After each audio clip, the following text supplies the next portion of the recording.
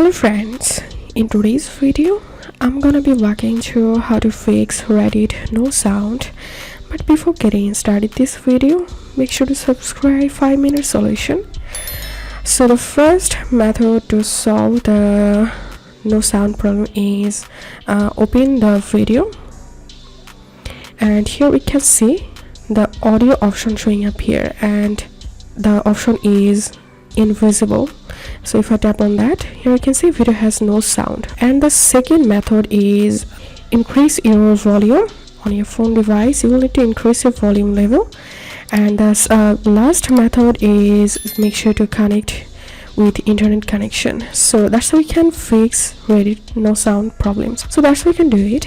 If this video helped you, give a thumbs up and please consider subscribe to 5-minute solution. Thank you for watching.